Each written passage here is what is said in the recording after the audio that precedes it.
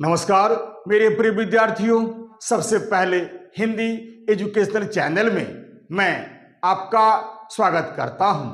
आज मैं आपके समक्ष भक्ति काल के महान संत कवि संत कबीरदास द्वारा रचित साखी शीर्षक कविता के अंतर्गत एक दोहा का शब्दार्थ सहित सप्रसंग अर्थ या व्याख्या या भावार्थ को अत्यंत ही सरल भाषा में आपके समक्ष प्रस्तुत करना चाहता हूं। इसे आप ध्यान देकर सुनने की कोशिश कीजिएगा।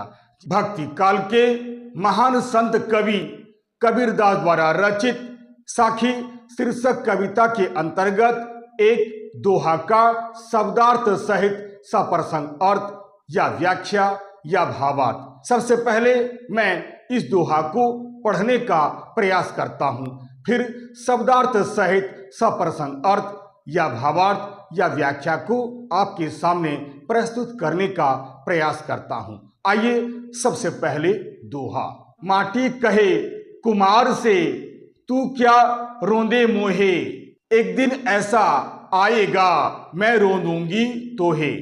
आइए दोहा पढ़ने के बाद इस दोहा में जो कठिन शब्द दिखलाई दे रहा है, सबसे पहले मैं उन कठिन शब्दों का अर्थ बता देता हूं ताकि व्याख्या समझने में और व्याख्या करने में आपको कोई दिक्कत ना हो।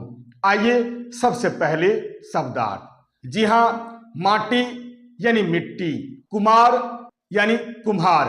ध्यान दीजिएगा, कहीं कहीं आपको कुम्हार शब्द भी मिलेगा और कहीं कहीं आपको कुम्हार शब्द भी मिलेगा। जो भी हो, कुम्हार और कुम्हार दोनों ही एक ही शब्द है और दोनों का एक ही अर्थ है। कहे यानी कहता है, कुम्हार से यानी कुम्हार से। कुम्हार जो मिट्टी का बर्तन बनाता है। तू यानी तुम, यहां पर तुम शब्द का प्रयोग कुम्हार के लिए हुआ है। क्या यानी क्यों। रौंदे यानी कुचलना। मोहे यानी मुझे, यह मुझे शब्द का प्रयोग मिट्टी के लिए हुआ है। एक दिन ऐसा आएगा यानी एक दिन ऐसा समय आएगा। मैं, यहां पर मैं शब्द का अर्थ मिट्टी है। रोंदूंगी यानी कुचलना। तोहे यानी तुझे, यहां पर तुझे शब्द का प्रयोग कुम्हार के लिए हुआ है। आइए शब्दों का अर्थ बताने के बाद अब मैं संदर्भ आपके सामने प्रस्तुत करता हूं, फिर मैं इसकी व्याख्या करूंगा। आइए सबसे पहले संदर्भ। प्रस्तुत पंक्तियां हमारी पाठ्य पुस्तक, यहां पर आप पाठ्य पुस्तक का नाम जरूर दीजिएगा जो पुस्तक आपके यहां पढ़ाई जाती है, के पाठ साखी नामक शीर्षक कविता से ली गई है। इस पाठ के रचयिता महाकवि संत कबीरदास जी हैं। जी हाँ, महाकवि संत कबीरदास भक्ति काल के अंतर्गत निर्गुण ज्ञानाश्रय शाखा के एक महान कवि हैं। आइए संदर्भ के बाद अब प्रसंग। प्रस्तुत दोहा में संत कबीरदास जी ने संसार की नश्वरता व क्षणभंगुरता को कुम्हार और मिट्टी के माध्यम से बड़े ही सुंदर ढंग से उजागर किया है। आइए संदर्भ और प्रसंग बताने के बाद मैं पुनः दोहा को पढ़ता हूं, फिर अर्थ बतलाते हुए इसकी व्याख्या करता हूं। जी हाँ, सबसे पहले दोहा। माटी कहे कुम्हार से तू क्या रोंदे मोहे, एक दिन ऐसा आएगा मैं रो दूंगी तोहे।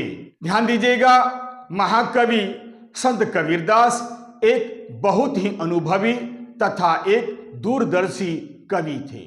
उन्होंने इस संसार को नश्वर तथा क्षणभंगुर बतलाया है।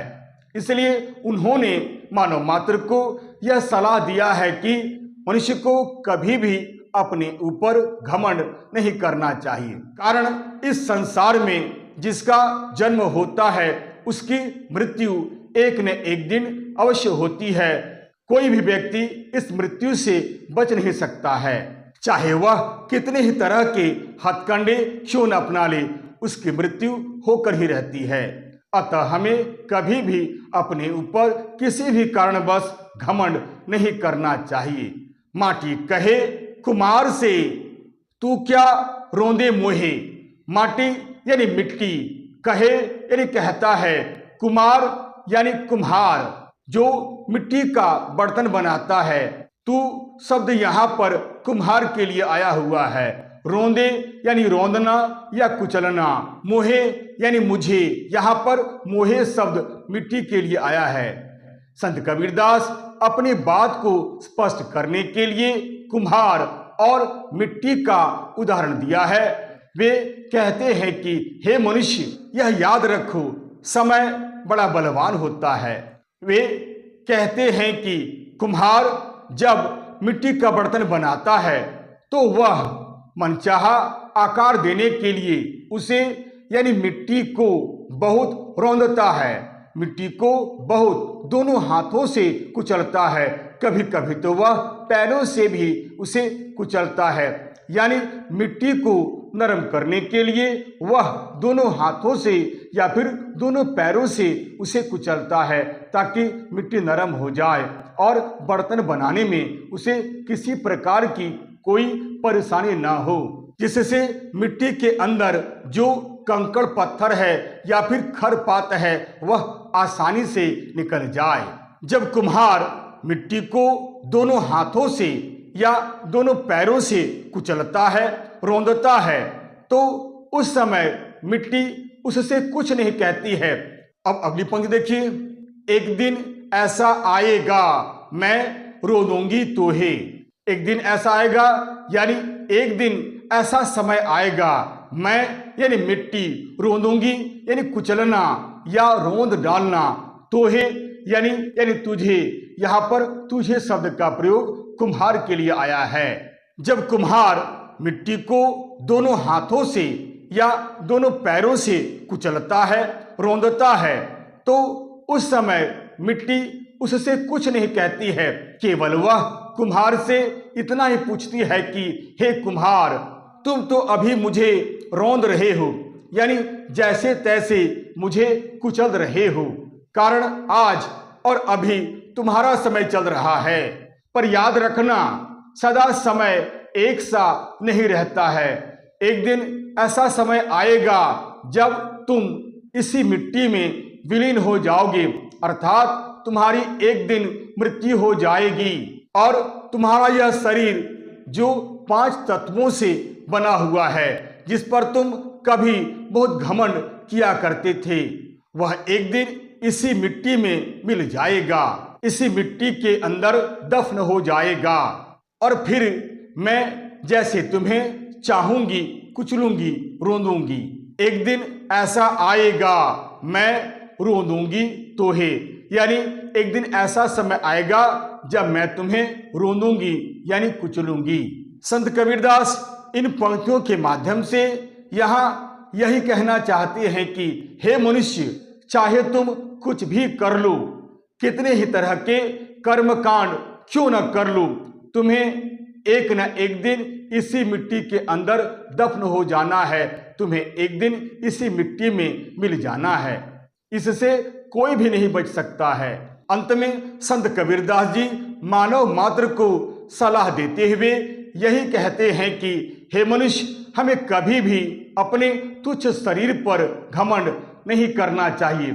हमें यह सदैव याद रखना चाहिए कि समय बड़ा ही बलवान होता है। इस संसार में चाहे छोटा हो या बड़ा, कमजोर हो या फिर ताकतवर, प्रत्येक को कभी न कभी अवसर जरूर मिलता है। अतः सब कुछ समय पर ही निर्भर करता है। अतः हमें कभी भी अपने इस तुच्छ शरीर पर घमंड नहीं करना चाहिए, क्योंकि मृत्यु अवश्यंभावी है कि मृत्यु होकर ही रहती है। अतः हमें कभी भी अपने ऊपर घमंड नहीं करना चाहिए। आशा करता हूं आप इस दोहा का अर्थ अच्छी तरह से समझ गए होंगे। आइए अब इस दोहा में जो खास बातें बतलाई गई है उसे भी मैं आपके सामने प्रस्तुत कर देता हूं, यानी विशेष या काव्य सौंदर्य। प्रस्तुत दोहा में संत कबीरदास जी ने संसार की नश्वरता व क्षणभंगुरता को बड़े सुंदर ढंग से उजागर किया है। इस दोहा में संत कबीरदास जी ने समय के महत्व को बतलाकर हमें कभी भी अपने ऊपर घमंड नहीं करने का संदेश दिया है तथा कहा है कि यह शरीर दरअसल मिट्टी का बना हुआ है और एक दिन इसी मिट्टी में मिल जाता है। इस दोहा में शांत रस का वर्णन हुआ है तथा प्रसाद गुण संपन्न यह दोहा है। इस दोहा में यही नहीं क और ए वर्ण की आवृत्ति होने के कारण यहाँ पर अनुप्रास अलंकार है। प्रस्तुत छंद दोहा है। प्रस्तुत दोहा की भाषा पंचमेल खिचड़ी है या फिर सधुकड़ी भाषा है। आशा करता हूं आप इस वीडियो के माध्यम से इस दोहा का अर्थ अच्छी तरह से समझ गए होंगे। यदि आपको यह वीडियो अच्छा लगता है, उपयोगी लगता है, सारगर्भित लगता है तो आप इसे लाइक करें, शेयर करें और तो और सब्सक्राइब करना बिल्कुल नहीं भूलें। तब तक के लिए नमस्कार, धन्यवाद।